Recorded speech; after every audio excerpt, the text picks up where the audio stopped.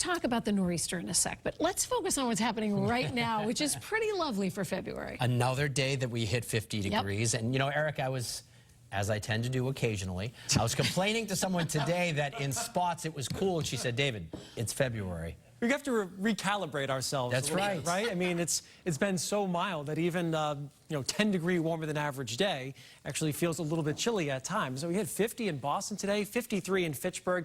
Maybe you got your long marathon training run in or a long run in on Saturday. The high there was 56. The average high on April 16th, which is Marathon Monday, is 56 degrees. So that's kind of where we're at. This has been April weather for us. See, all red squares dating back to the 18th and mostly red squares all the way back to the 10th. So we've seen a long streak of above average temperatures. In fact, I do think we still have a chance of seeing the #1 warmest February on record in Boston, if not #2. But #2 looks to be at least a lock at this point. It's been exceptionally mild. And not bad out there tonight. Temperatures are in the 40s. We look off to the west. There is more mild air across the Midwest, and that's going to be our weather for the next couple of days. So tonight, mainly clear, upper 20s to low 30s. Does get chillier by tomorrow morning. Definitely want the jacket, but we'll see lots of sunshine throughout the day tomorrow. And it's another day where we top 50 degrees in the afternoon, going for about 52 in Boston, 53 in Taunton and Norwood, upper 40s in Worcester, and upper 40s across the Mid-Cape, mid-40s on Nantucket for our Tuesday. But a beautiful day. And then on Wednesday, we'll see a little more cloud cover, but it's very mild again. We're well up into the 50s on Wednesday. Chance for a couple of light rain showers on Wednesday night into Thursday morning. Some towns may hit 50 again on Thursday. But then we're going to watch this developing storm system. So everything starts to change as we move toward the end of the week. Several more days of well above average temperatures, but then we're not going to just lock into this. The pattern starting on Friday is much chillier, much closer to average. How about the storm?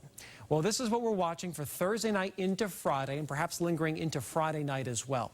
Strong area of low pressure is going to form. It's basically a west to east tracker. It's not one that comes right up the coastline and off of Nantucket. This is going to move from the Ohio Valley off to our south and then out to sea.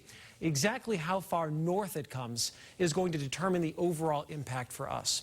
Now, one thing that we certainly would focus in on is that people who live near the coast would need to watch this the most carefully. It's where we'll see our strongest winds picking up Thursday night and then our peak winds on Friday, where we could see some gusts over 50 miles per hour and perhaps over 60 miles per hour on Cape Cod and the islands. So that's where the brunt of the wind is going to be.